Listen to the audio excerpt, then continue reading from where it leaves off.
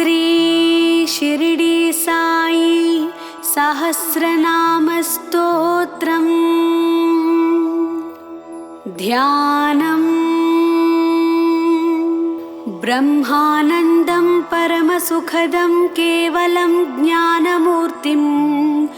द्वन्द्वातीतं गगनसदृशं तत्त्वमस्यादिलक्ष्यम् एकं नित्यं विमलचलं सर्वधी साक्षिभूतं साईनाथं त्रिगुणरहितं सद्गुरुं तं नमामि। अखण्ड सच्चिदानन्द चाखिल जीववत्सलः अखिल वस्तुविस्तार चाक्बराज्ञाभिवन्दितः अखिल चेतनाविष्टा चाखिल वेदसम्प्रदः अखिलाण्डे स्वरूपोऽपि पिण्डे पिण्डे प्रतिष्ठितः अग्रणीरज्ञभूमा च अगणितगुणस्तथा अघौघसन्निवर्ती च अचिन्त्य महिमाचलः अच्युतश्च तथाजश्च अजातशत्रुरेव च अज्ञानतिमिरान्धानां चक्षुरुन्मीलनक्षमः आजन्मस्थितिनाशश्च अणिमादिविभूषितः अत्युन्नतधुनीज्वाला माज्ञयैव निवर्तकः अत्युल्बण महासर्पादपि भक्तसुरक्षिता अतितीव्रतपस्तप्ता चातिनम्रस्वभावकः अन्नदान सदानिष्टः अतिथिभुक्तशेषभुक् अदृश्यलोकसञ्चारी अदृष्टपूर्वदर्शिता अद्वैतवस्तुतत्त्वज्ञः अद्वैतानन्दवर्षकः अद्भुतानन्तशक्तिश्च अधिष्ठानो ह्यधोक्षजः अधर्मतरुच्छेता च अधियज्ञः स एव च अधिभूतोऽधिदैवश्च तथाध्यक्ष इतीरितः अनघोऽनन्तनामा च अनन्त गुणभूषणः अनन्तमूर्त्यनन्तश्च अनन्तशक्तिसंयुतः अनन्ताश्चर्यवीर्यश्च नह्लक अतिमानितः अनवरत समाधिस्थः अनाथ परिरक्षकः अनन्यप्रेमसंहृष्ट गुरुपाद विलीनहृत् अनाधृताष्टिसिद्धिश्च अनामयपदप्रदः अनादिमत्परब्रह्मा अनाहतदिवाकरः अनिर्देश्य वपुश्चैष अनिमेषेक्षितप्रजः अनुग्रहार्थमूर्तिश्च अनुवर्तितवेङ्कुशः अनेकदिव्यमूर्तिश्च अनेकाद्भुतदर्शनः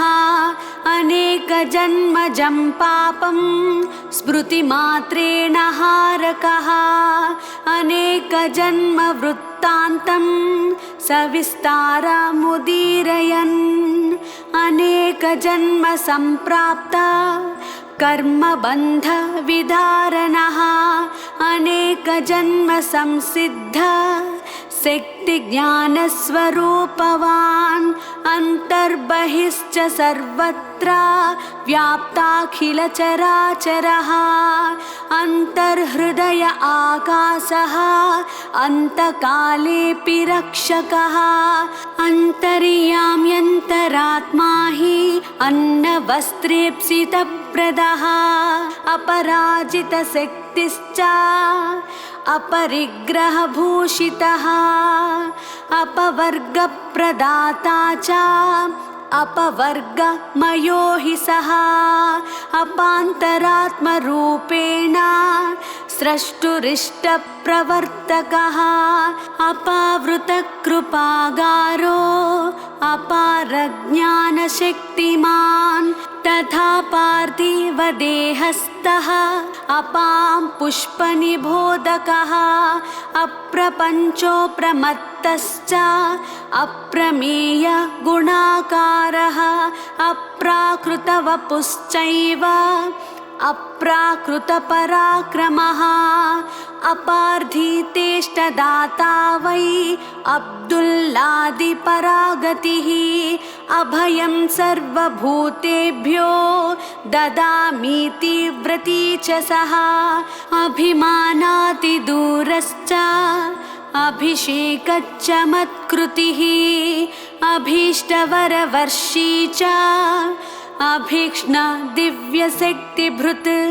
अभेदानन्दसन्धाता अमर्त्योऽमृतवाक्श्रुतिः अरविन्ददलाक्षश्च तथा मितपराक्रमः अरिषड्वर्गनासी च अरिष्टघ्नोर्हसत्तमः अलभ्यलाभसन्धाता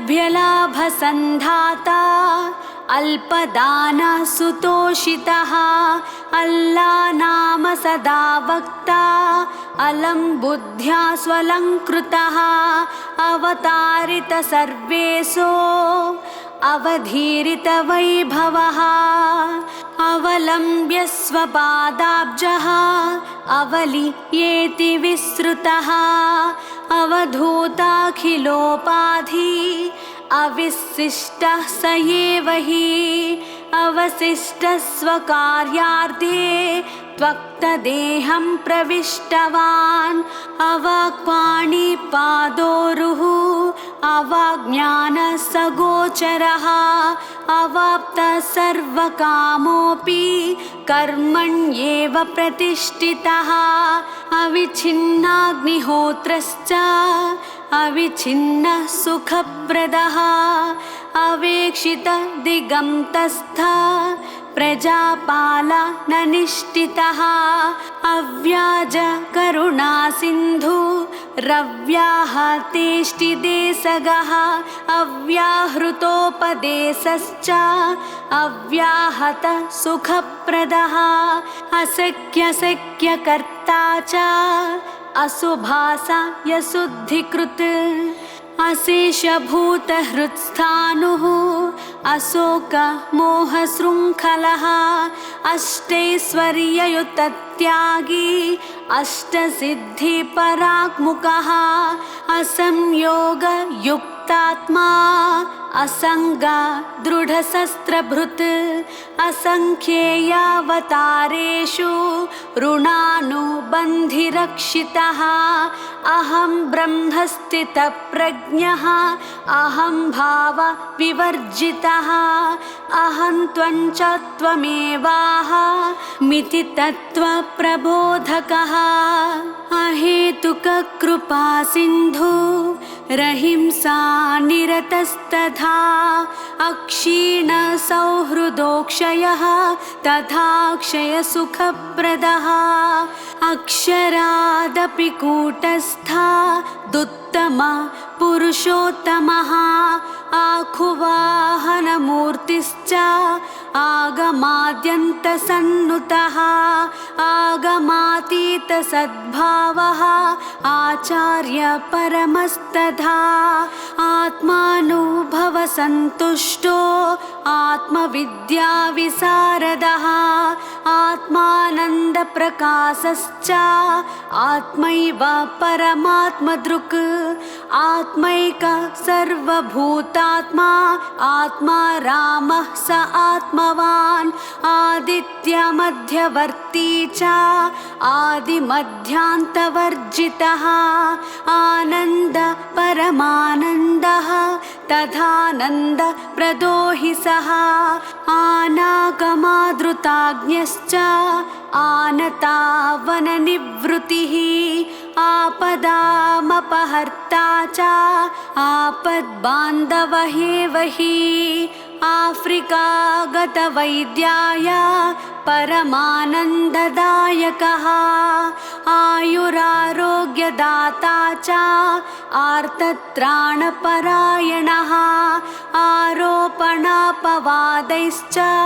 मायायोगवियोगकृत् आविष्कृततिरोधत्त बहुरूपविडम्बनः आर्द्रचित्तेन भक्तानां सदानुग्रहवर्षकः आशापाशविमुक्तश्च आशापाशविमोचकः इच्छाधीनजगत्सर्वः इच्छाधीनवपुस्तधा इष्टेप्सितार्थदाता च इच्छामोहनिवर्तकः इच्छोत्तदुःखसञ्चेता इन्द्रियारातिदर्पः इन्दिरारमणाह्लादी नामसाहस्रपूतहृत् इन्दीवरदलज्योतिर्लोचनालङ्कृताननः इन्दुशीतलभाषी च इन्दुवत्प्रियदर्शनः इष्टापूर्तसतैर्लब्धः इष्टदैवस्वरूपधृत् इष्टिकादानसुप्रीतः इष्टिकालयरक्षितः ईशासक्तमनोबुद्धिः ईशाराधनतत्परः ईशिताखिलदेवश्च ईशावास्यार्धसूचकः उच्चारणाधृते भक्ता हृदान्त उपदेशकः उत्तमोत्तममार्गी च उत्तमोत्तारकर्मकृत् उदासीनवदासीनः उद्धरामीत्युदीरकः उद्धवाय मया प्रोक्तं भागवतमिति ब्रुवन् उन्मत्तस्वाभिगोप्ता च उन्मत्तवेषनामधृत् उपद्रवनिवारी च उपांशुजपबोधकः उमेशामेशयुक्तात्मा ऊर्जितभक्तिलक्षणः ऊर्जितवाक्प्रदाता च ऊर्ध्वरेतास्तथैव च ऊर्ध्वमूलमदः शाखा मस्वथं भस्मसात्करः ऊर्ध्वगतिविधाता च ऊर्ध्वबद्धद्विकेतनः ऋजुहृतम्बरप्रज्ञः ऋणक्लिष्टधनप्रदः ऋणानुबद्धजन्तूनां ऋणमुख्यै फलप्रदः एकाकी चैकभक्तिश्च एकवाक्कायमानसः एकादश्यां स्वभक्तानां स्वतनोकृतनिष्कृतिः एकाक्षरपरज्ञानी एकात्मा सर्वदेशदृक् एकेश्वरप्रतीतिश्च एकरीत्यादृताखिलः ऐक्यानन्दगतद्वन्द्वः ऐक्यानन्दविधायकः ऐक्यकृद्दैक्यभूतात्मा ऐहिकामुष्मिकप्रदः ओंकारादर ओजस्वी औषधीकृतभस्मदः कथाकीर्तनपद्धत्यां नारदानुष्ठितं स्तुवन् कपर्दे क्लेशनाशी च कबीरदासावतारकः कपर्दे पुत्ररक्षार्थ मनुभूत तदामयः कमलाश्लिष्टपादाब्जः कमलायतलोचनः कन्दर्पदर्पविध्वंसी कमनीय गुणालयः कर्ता कर्तान्यथा कर्ता कर्मयुक्तोऽप्यकर्मकृत् कर्मकृत् कर्मनिर्मुक्तः कर्मा कर्मविचक्षणः कर्मबीजक्षयं कर्ता कर्ता कर्म निर्मूलनक्षमः कर्मव्याधि व्यपोही च कर्मबन्ध विनाशकः कलिमलापहारी च कलौ प्रत्यक्षदैवतं कलियुगावतारश्च कल्युत्थभवभञ्जनः कल्याणानन्तनामा च कल्याणगुणभूषणः कविदासगणुत्राता कष्टनाशकरौषधं काकादीक्षितरक्षायां धुरीणोऽहमितीरकः कानाभिलादपित्राता काननेपानदानकृत् कामजित्कामरूपी च कामसङ्कल्पवर्जितः कामितार्थप्रदाता च कामादिशत्रुनाशनः काम्यकर्मसु सन्न्यस्तः कामेरासक्तिनाशकः कालश्च कालकालश्च कालातीतश्च कालकृत् कालदर्पविनाशी च कालाराजर्तनक्षमः कालशुनकदत्तानं ज्वरं हरेदिति ब्रुवन् कालाग्निसदृशक्रोधः काशीरामसुरक्षकः कीर्तिव्याप्तदिगन्तश्च कुप्नीवीतकलेबरः कुम्भाराग्निशिशुक्त्राता कुष्ठरोगनिवारकः कूटस्थश्च कृतज्ञश्च कृत्स्नक्षेत्रप्रकाशकः कृत्स्नज्ञश्च कृपापूर्णः कृपया पालितार्भकः कृष्णरामा शिवात्रेया मारुत्यादिस्वरूपधृत् केवलात्मानुभूतिश्च कैवल्यपददायकः कोविदः कोमलाङ्गश्च कोपव्याजः शुभप्रदः कोऽहमिति दिवानक्तं विचारमनुशासकः क्लिष्टरक्षाधुरीणश्च क्रोधजित्क्लेशनाशनः गगनसौक्ष्म्यविस्तारः गम्भीरमधुरस्वनः गङ्गातीरनिवासी च गङ्गोत्पत्तिपदाम्बुजः गङ्गागिरिरिति ख्याता यतिश्रेष्ठेन संस्तुतः गन्धपुष्पाक्षतैः पूज्यः गतिविद्गतिसूचकः गह्वरेष्ठः पुराणश्च गर्वमात्सर्यवर्जितः गाननृत्यविनोदश्च गालवण्कर्वरप्रदः गिरिसदृशत्यागी गीताचार्यः स एव हि गीताद्भुतार्थवक्ता च गीतारहस्यसम्प्रदः गीताज्ञानमयश्चासौ गीतापूर्णोपदेशकः गुणातीतो गुणात्मा च गुणदोषविवर्जितः गुणागुणेषु वर्तन्ता इत्यनासक्तिसुस्थिरः गुप्तो गुहाहितो गूढो गुप्तसर्वानिबोधकः गुर्वं घृतीव्रभक्तिश्चेत्तदेवालमितीरयन् गुरुर्गुरुर्तमो गुह्यो गुरुपादपरायणः गुर्वी साङ्घ्रि सदा ध्याता गुरुसन्तोषवर्धनः गुरुप्रेमसमालब्धा परिपूर्णस्वरूपवान् गुरूपासनसंसिद्धः गुरुमार्गप्रवर्तकः गुर्वात्मदेवता बुद्ध्या ब्रह्मानन्दमयस्तथा गुरो समाधिपार्श्वस्थ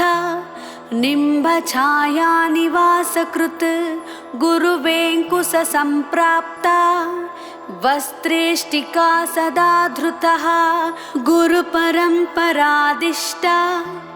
सर्वत्यागपरायणः गुरुपरम्परा प्राप्ता सच्चिदानन्दमूर्तिमान् गृहहीनमहाराजो गृहमेधि पराश्रयः गोपीं स्त्राता यथा कृष्ण तथा नाच्ने कुलावनः गोपालगुण्डूरायादि पुत्रपौत्रार्दिवर्धनः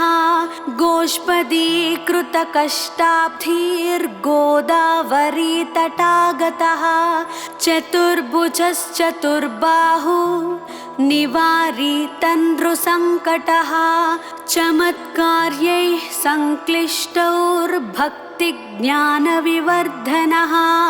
चन्दनालेपरुष्टानां दुष्टानां दर्शनक्षमः चन्दोर्करादिभक्तानां सदा पालननिष्ठितः चराचरपरिव्याप्ता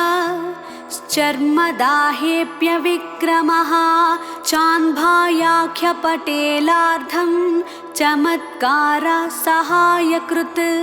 चिन्तामग्नपरित्राणे तस्य सर्वभारं वहः चित्रातिचित्रचारित्रा चिन्मयानन्द एव हि चिरवासकृतैर्बन्धैः शिर्डीग्रामं पुनर्गतः चोराद्याहृतवस्तूनि दत्तान्येवेति हर्षितः छिन्नसंशय एवासौ छिन्नसंसारबन्धनः जगत्पिता जगन्माता जगत्त्राता जगद्धितः जगत्स्रष्टा जगत्साक्षी जगद्व्यापी जगद्गुरुः जगत्प्रभुर्जगन्नाथो जगदेक दिवाकरः जगन्मोह चमत्कारः जगन्नाटक सूत्रधृत् जगन्मङ्गलकर्ता च जगन्मायेति बोधकः जडोन्मत्तः पिशाचाभोऽप्यन्तः सच्चित्सुखस्थितः जन्मबन्ध विनिर्मुक्तः जन्मसाफल्यमन्त्रदः जन्म जन्मान्तरज्ञश्च जन्मनाश रहस्यवित् जन्मजल्पमनाद्यत्या जपसिद्धि महाद्युतिः जप्तनाम सुसन्तुष्टा हरिप्रत्यक्षभावितः जपप्रेरितभक्तश्च जप्यनामा जनेश्वरः जलहीनस्थले खिन्ना भक्तार्थं जलसृष्टिकृत् जवारालीति मौलाना सेवने क्लिष्टमानसः जगद्ग्रामात् गुरोर्ग्रामं तस्मात् पूर्वस्थलं व्रजन् जातिर्भेदमतैर्भेद इति भेद तिरस्कृतः जातिविद्याधनैश्चापि हीनानार्द्रहृदावनः जाम्बूनदपरित्यागी जागरूकावितप्रजः जायापत्यगृहक्षेत्र स्वजनस्वार्थवर्जितः जितद्वैत महामोहो जितक्रोधो जितेन्द्रियः जितकन्दर्पदर्पश्च जितात्मा जितषड्रिपुः जीर्णहूणालयस्थाने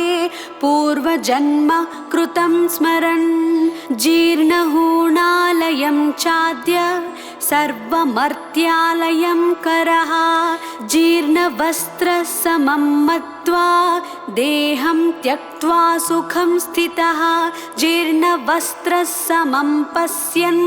त्यक्त्वा देहं प्रविष्टवान् जीवन्मुक्तश्च जीवानां मुक्तिसद्गतिर्गतः सद्गतिदायकः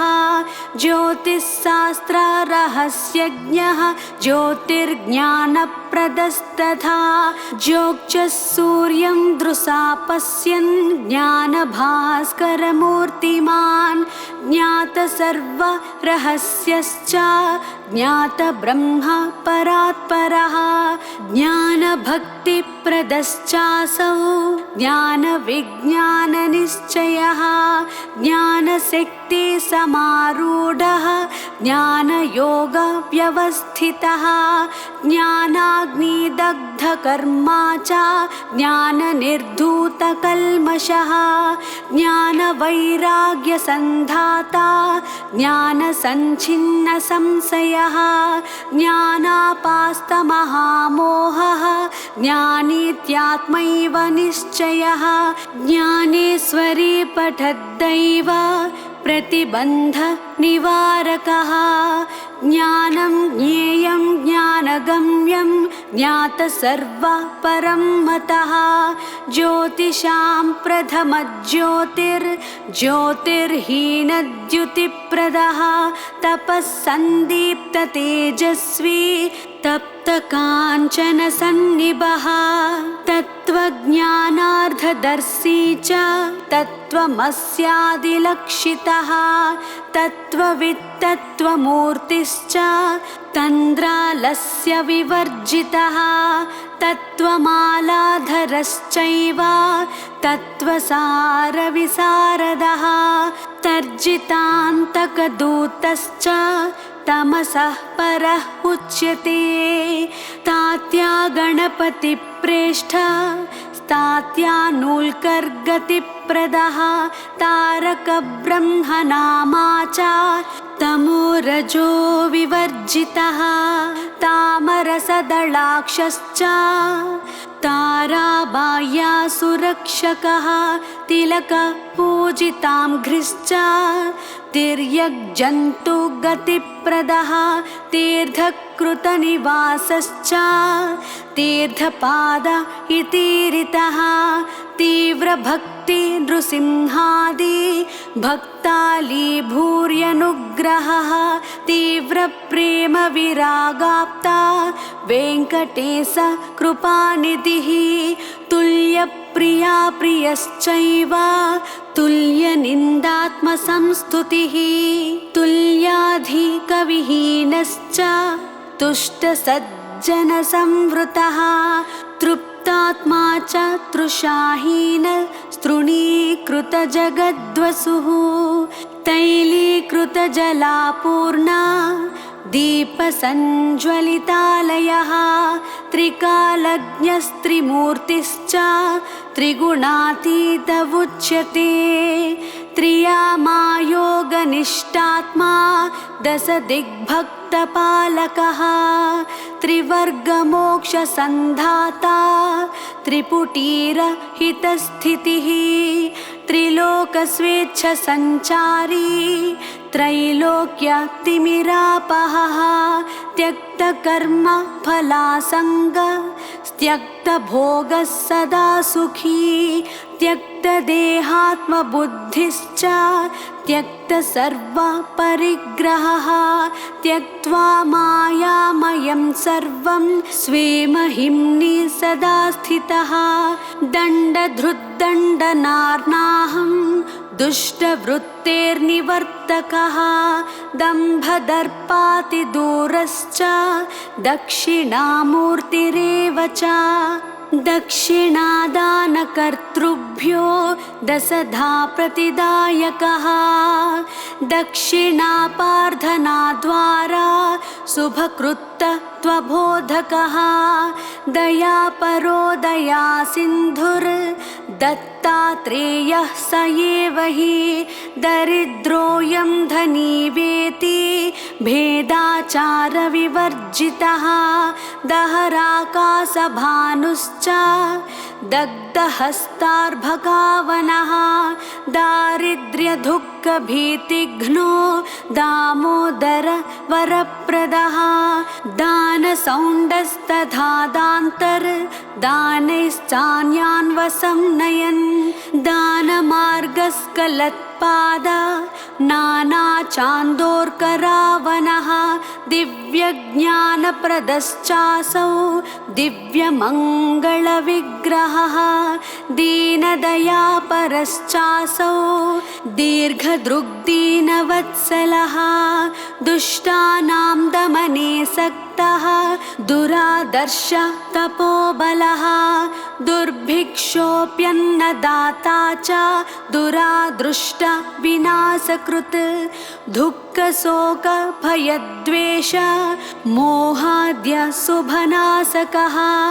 दुष्टनिग्रहशिष्टानुग्रहरूप महाव्रतः दुष्टमूर्खजडादीनामप्रकाशस्वरूपवते दुष्टजन्तुपरित्राता दूरवर्ती समस्तदृक् दृश्यं नश्यं न विश्वास्य मिति बुद्धिप्रबोधकः दृश्यं सर्वं हि चैतन्यमित्यानन्दप्रतिष्ठः देहे विगलितासश्च देहयात्रार्थमन्नभुक् देहो गेहस्ततो मान्तु निन्ये गुरुरितीरकः देहात्मा बुद्धिहीनश्च देहमोह प्रभञ्जनः देहो देवालयस्तस्मिन् देवं पश्येत्युदीरयन् दैवी सम्पत् प्रपूर्णश्च देशोद्धारसहायकृत् द्वन्द्वमोह विनिर्मुक्तः द्वन्द्वातीतविमत्सरः द्वारकामायिवासी च द्वेषद्रोहविवर्जितः द्वैताद्वैतविशिष्टादीन् काले स्थाने विबोधकः धनहीनान् धनाढ्यां च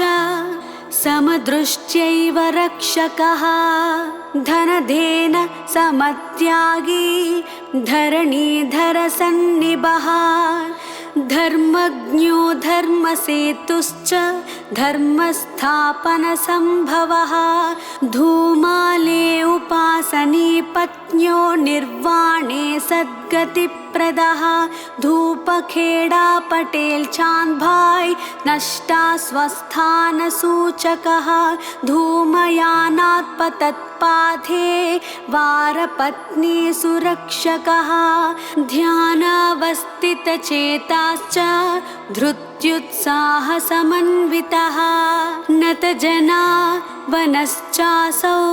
नरलोकमनोरमः नष्टदृष्टिप्रदाता च नरलोकविडम्बनः नागसर्पे मयूरे च समारूढः षडाननः नानाचान्दोर्कमाहूय तत्सद्गत्यै कृतोद्यमः नानानिम्बोऽन्करस्यान्ते स्वाङ्घ्रिध्यानलयप्रदः नानादेशाभिधाकारो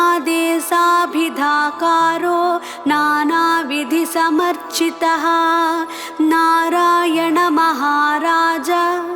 संश्लाघितपदाम्बुजः नारायणपरश्चैष तथासौ नामवर्जितः निगृहीतेन्द्रियग्रामः निगमागमगोचरः नित्यसर्वगतस्थाणुर्नित्यतृप्तो निराश्रयः नित्यानदानधर्मिष्ठो नित्यानन्दप्रवाहकः नित्यमङ्गलाधामा च नित्याग्निहोत्रवर्धनः नित्यकर्म नियोक्ता च नित्यसत्त्वस्थितस्तथा निम्बपादपमूलस्थः निरन्तराग्निरक्षिता निस्पृहो निर्विकल्पश्च निरङ्कुशगता गतिः निर्जितकामनादोषः निरासश्च निरञ्जनः निर्विकल्प समाधिस्थो निरपेक्षश्च निर्गुणः निर्द्वन्द्वो नित्यसत्त्वस्थो निर्विकल्पो निर्विकारश्च निश्चलः निरालम्बो निराकारो निवृत्त गुणदोषकः नूल्कर विजयानन्द महिषां गतिदायकः नरसिंह गणोदास दत्तप्रचारसाधनः नैष्टिक ब्रह्मचर्यश्च नैष्कर्म्य परिनिष्ठितः पंडरी पाण्डुरङ्गाख्यः पाटिल् तात्याजिमातुलः पतितपावनश्चासौ पत्रिग्राम समुद्भवः पदविस्पृष्ट गङ्गाम्भः पदाम्बुजनतावनः परब्रह्मस्वरूपी च परमकरुणालयः परतत्त्वप्रदीपश्च परमार्थनिवेदकः परमानन्दनिस्यन्दः परं ज्योतिः परात्परः परमेष्टि परन्धाम परमेश्वर ह्येव सः परमः सद्गुरुश्चासौ परमाचार्य उच्यते परधर्म भयात् भक्तान् स्वे स्वे धर्मे नियोजकः परार्धैकान्त सम्भूतिः परमात्मा परागतिः पापतापौघ संहारी पामरव्याज पंडितः पापादासं समाकृष्य पुण्यमार्ग प्रवर्तकः पिपीलिका सुखान्नदः पिशाचे स्वव्यवस्थितः पुत्रकामेष्टियागादेः ऋते सन्तानवर्धनः पुनरुज्जीव तत्प्रेतः पुनरावृत्तिनाशकः पुनः पुनरिहागम्य भक्तेभ्यः सद्गतिप्रदः पुण्डरीकायताक्षश्च पुण्यश्रवणकीर्तनः पुरन्दरादिभक्ताग्र्या परित्राणधुरन्धरः पुराणपुरुषश्चासौ पुरीसः पुरुषोत्तमः पूजा पराङ्मुखः पूर्णः पूर्णवैराग्यशोभितः पूर्णानन्दस्वरूपी च तथा पूर्णकृपानिधिः पूर्णचन्द्रसमाह्लादी पूर्णकामश्च पूर्वजः प्रणतपालनोद्युक्तः प्रणतार्ति हरस्तथा प्रत्यक्षदेवतामूर्तिः प्रत्यगात्मा निदर्शकः प्रपन्नपारिजातश्च प्रपन्नानां परागतिः प्रमाणातीतचिन्मूर्तिः प्रमादाभिधमृत्युजित् प्रसन्नवदनश्चासौ प्रसादाभिमुखद्युतिः प्रशस्तवाक् प्रशान्तात्मा प्रियसत्यमुदाहरन् प्रेमदः प्रेमवश्यश्च प्रेममार्गैकसाधनः बहुरूपाणि गूढात्मा बलदृप्तदमक्षमः बलातिदर्पभय्याजी महागर्व विभञ्जनः बुद्धसन्तोषदश्चैव बुद्धः बुद्धजनावनः बृहद्बन्धविमोक्ता च बृहद्भारवः क्षमः ब्रह्मकुलसमुद्भूतः ब्रह्मचारी व्रतस्थितः ब्रह्मानन्दामृते मग्नः ब्रह्मानन्दः स एव च ब्रह्मानन्दलसदृष्टिः ब्रह्मवादी बृहच्छ्रवः ब्राह्मणस्त्रीविसृष्टोल्का तर्जितस्वाकृतिस्थता ब्रह्मणानामसीदिस्तः ब्रह्मण्यो ब्रह्मवित्तमः भक्तदास गणोप्राण मानवृत्त्यादिरक्षकः भक्ता भक्तात्यन्तहितैषी च भक्ताश्रितदयापरः भक्तार्थे धृतदेहश्च भक्तार्थे दग्धहस्तकः भक्तपरागतिश्चासौ भक्तवत्सल एव च भक्तमानसवासी च भक्तातिसुलभस्तथा भक्तभवाब्धिपूतश्च भगवान् भजतां सुहृत् भक्तसर्वस्वहारी च भक्तानुग्रहतारकः भक्तरास्न्यादिसर्वेषाम् अमोघाभयसम्प्रदः भक्तावनसमर्दश्च भक्तावनधुरन्धरः भक्तभावपराधीनः भक्त्यात्यन्तहितौषधं भक्तावनप्रतिज्ञश्च भजतामिष्टकामधुक् भक्तहृत्पद्मवासी च भक्तिमार्गप्रदर्शकः भक्ताशयविहारी च भक्तसर्वमलापहः भक्तबोधैकनिष्ठश्च भक्तानां सद्गतिप्रदः भद्रमार्गप्रदर्शी च भद्रं भद्रमिति ब्रुवन् भद्रस्रवश्च भन्नूमायि साध्वी महितशासनः भयसन्त्रस्तकापर्दे मोघा भयवरप्रदः भयहीनो भयत्राता भयकृद्भयनाशनः भववारिधिपूतश्च भवलुण्ठनकोविदः भस्मदाननिरस्ताधि व्याधिदुःखाशुभाखिलः भस्मसात्कृतभक्तारी भस्मसात्कृतमन्मदः भस्मपूतमसीदिस्तः भस्मदग्धाखिलामयः भागोजी कुष्ठरोगग्नः भाषाखिलसुवेदितः भाष्यकृद्भावगम्यश्च भारसर्वपरिग्रहः भागवत सहायश्च भावनाशून्यतः सुखी भागवत प्रदानश्च तथा भागवतोत्तमः भाटे द्वेषं समाकृष्य भक्तिं तस्मै प्रदत्तवान् भिल्लरूपेण दत्ताम्बः भिक्षा न दानशेषभुक् भिक्षाधर्ममहाराजो भिक्षौघदत्तभोजनः भीमाजीक्षय पापघ्न तथा भीम बलान्वितः भीतानां भीतिनाशी च तथा भीषणभीषणः भीषाचालितसूर्याग्नि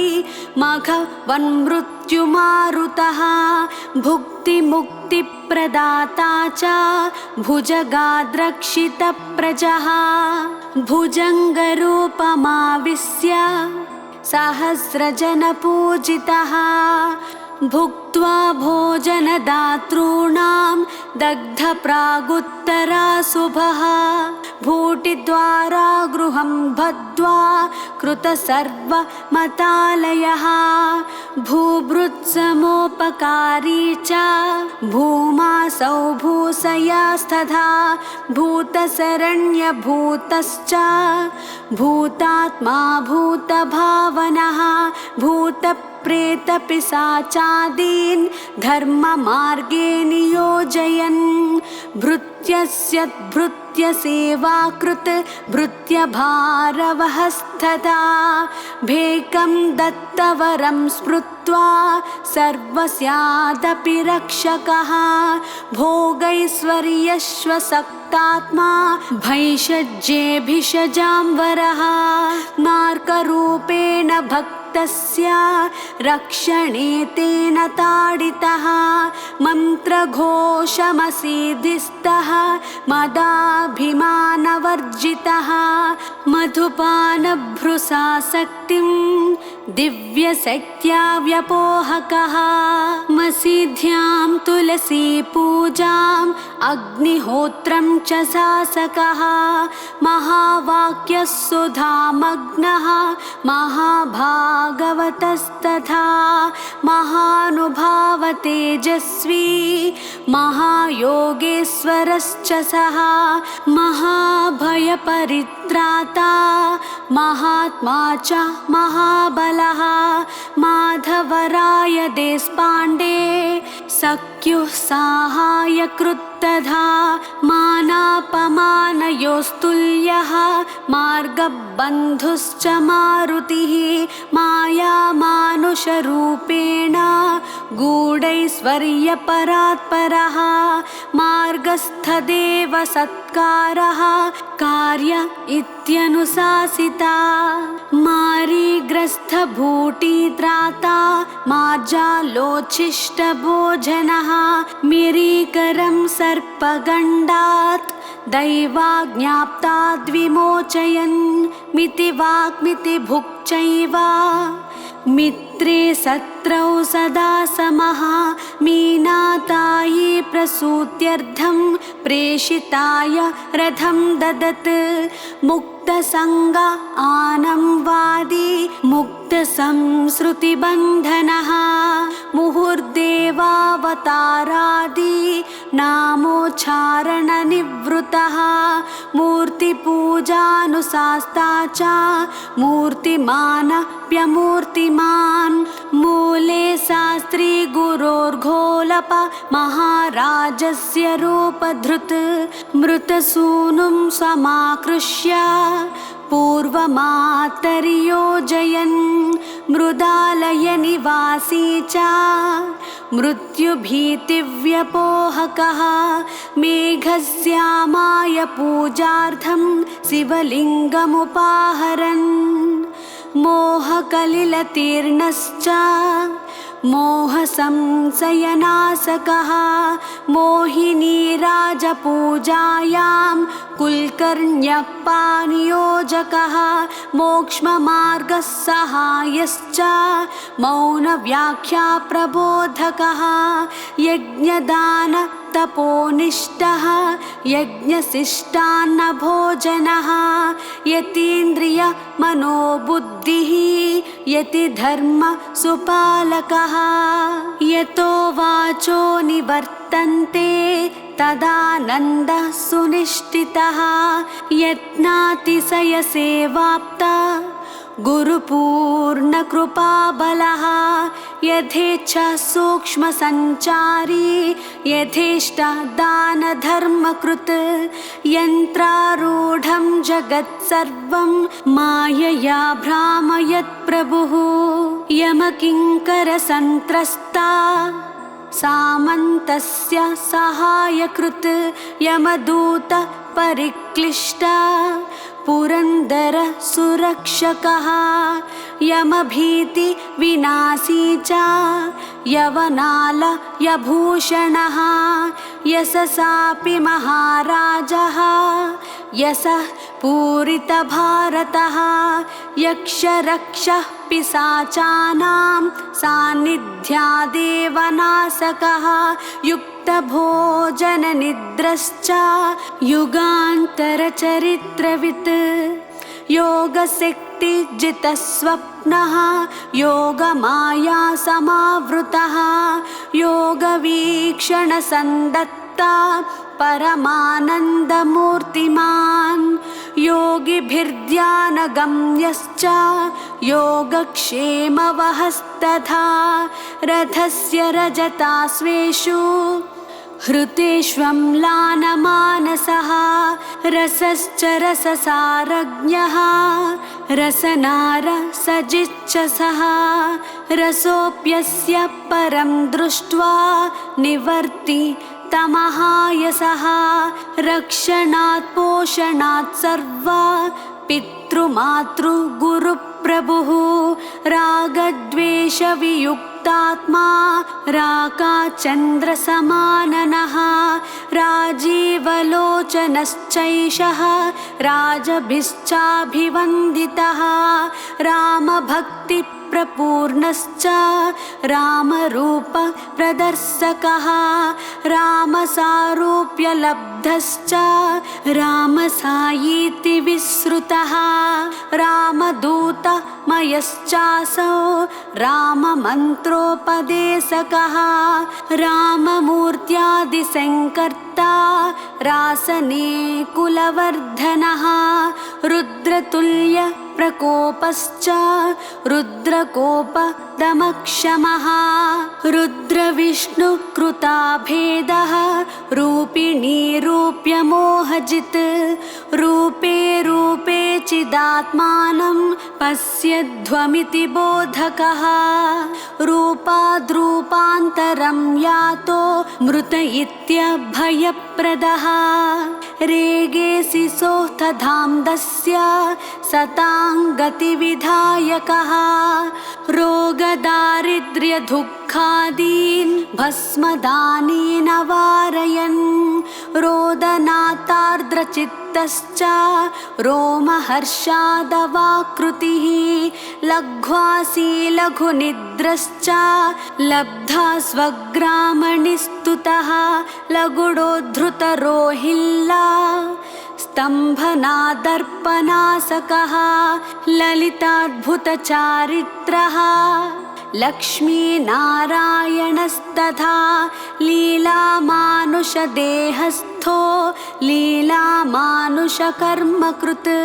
लेले शास्त्री श्रुतिप्रीत्या मसीदि वेदघोषणः लोकाभिरामो लोकेशो लोलुपत्व विवर्जितः लोकेषु विहरंश्चापि सच्चिदानन्दसंस्थितः लोनिवार्ण्य गणोदासं महापायाद्विमोचकः वस्त्रवद्व पुरुद्वीक्ष्य स्वेच्छत्यक्तकलेबरः वस्त्रवद्देहमुत्सृज्य पुनर्देहं प्रविष्टवान् वन्ध्यादोषविमुक्त्यद्धं तद्वस्त्रे नारिकेलदः वासुदेवैकसन्तुष्टिः वादद्वेषमदाप्रियः विद्याविनयसम्पन्नो विधेयात्मा च वीर्यवान् विविक्तदेशसेवी च विश्वभावनभावितः विश्वमङ्गलमाङ्गल्यो विषयात् संहृतेन्द्रियः वीतरागभयक्रोधः वृद्धान्धेक्षणसम्प्रदः वेदान्ताम्बुजसूर्यश्च वेदिस्थाग्निविवर्धनः वैराग्यपूर्णचारित्रः वैकुण्ठप्रियकर्मकृत् वैहाय सगतिश्चासौ व्यामोहप्रशमौषधं शत्रुच्छेदैकमन्त्रं सा शरणागतवत्सलः शरणागतभीमाजी स्वान्धभेकादिरक्षकः शरीरस्था शरीरस्थः शरीरानेकसम्भृतः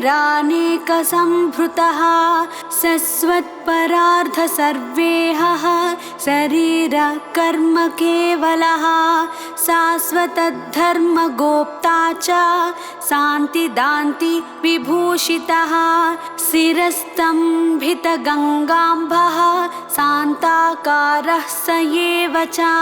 शिष्टधर्ममनुप्राप्य मौलानापादसेवितः शिवदः शिवरूपश्च शिवशक्तियुतस्तथा सिरियानसुतोद्वाहं यथोक्तं परिपूरयन् शीतोष्णसुखदुःखेषु समः शीतलवाक्सुदः शिर्डिन्यस्तगुरोर्देहः शिर्डित्यक्तकलेबरः शुक्लाम्बरधरश्चैव शुद्धसत्त्वगुणस्थितः शुद्धज्ञानस्वरूपश्च शुभाशुभविवर्जितः शुभ्रमार्गेण नेतानॄन् तद्विष्णोः परमं पदं सेलुगुरुकुले वासी शेषसायी तथैव च श्रीकण्ठः श्रीकरः श्रीमान् श्रेष्ठः श्रेयो विधायकः श्रुतिस्मृतिस्थिरोरत्ना विभूषितपदाम्बुजः श्रेयान् स्वधर्म इत्युक्त्वा स्वे स्वे धर्मनियोजकः सखारामसशिष्यश्च सकलाश्रयकामदुक् सगुणो निर्गुणश्चैव सच्चिदानन्दमूर्तिमान् सज्जनमानसव्योमा राजमान सुधाकरः सत्कर्मनिरतश्चासौ सत्सन्तानवरप्रदः सत्यव्रतश्च सत्यं च सत्सुलभोऽन्यदुर्लभः सत्यवाक् सत्यसङ्कल्पः सत्यधर्मपरायणः सत्यपराक्रमश्चासौ सत्यद्रष्टा सनातनः सत्यनारायणश्चासौ सत्यतत्त्वप्रबोधकः सत्पुरुषः सदाचारः सदा परहिते रतः सदा क्षिप्त निजानन्दः सदानन्दश्च सद्गुरुः सदा जनहितोद्युक्तः सदात्मा च सदाशिवः सदार्द्रचित्तः सद्रूपी सदाश्रयः सदाजितः संन्यासयोगयुक्तात्मा सन्मार्गस्थापनव्रतः सबीजं फलमादाय निर्बीजं परिणामकः समदुःखसुखस्वस्थः समलोष्टास्मकाञ्चनः समर्थसद्गुरुश्रेष्ठः समानरहितश्च सः समाश्रितजनत्राणा व्रतपालनतत्परः समुद्रसमागाम्भीर्यः सङ्कल्परहितश्च सः संसारतापहार्यं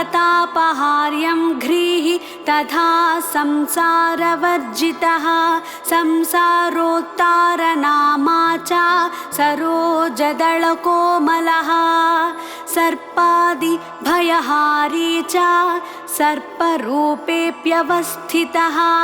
सर्वकर्मफलत्यागी सर्वत्र समवस्थितः सर्वतः पाणिपादश्च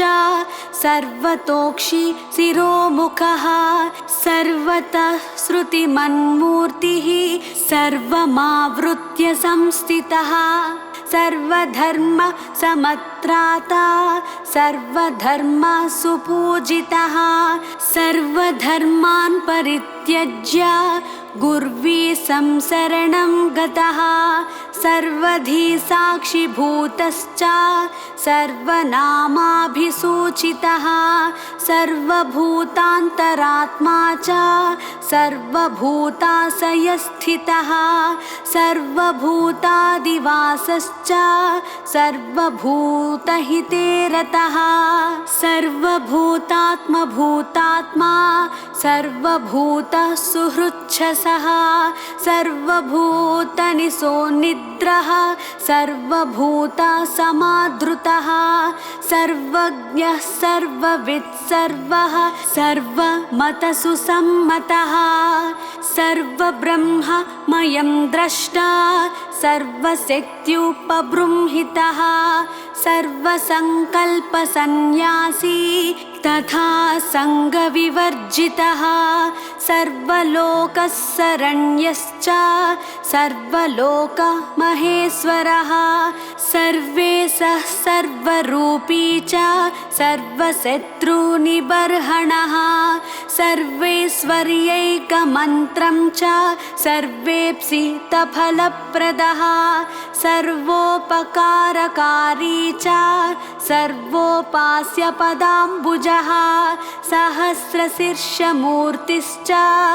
सहस्राक्षः सहस्रपात् सहस्रनामसुश्लाघी सहस्रनामलक्षितः साकारोऽपि निराकारः साकाराच्च सुमानितः सायीति सज्जनैः प्रोक्तः सायी देवः स एव हि सायी राम सायीनाथश्च सायी सः सायी सत्तमः सालोक्य सार्ष्टि सामीप्य सायुज्यपददायकः साक्षात्कृतः हरिप्रीत्या सर्वशक्तियुतश्च सः साक्षात्कारप्रदाता च साक्षान्मन्मथमर्दनः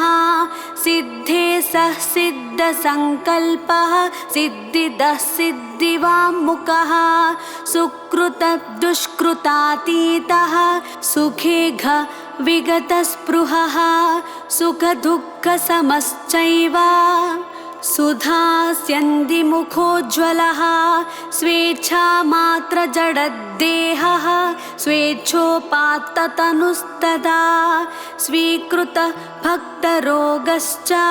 स्वे महिम्नि प्रतिष्ठितः हरे साठे तथानानां कामदेः परिरक्षकः हर्षमर्ष भयोद्वेगैर्निर्मुक्त विमलाशयः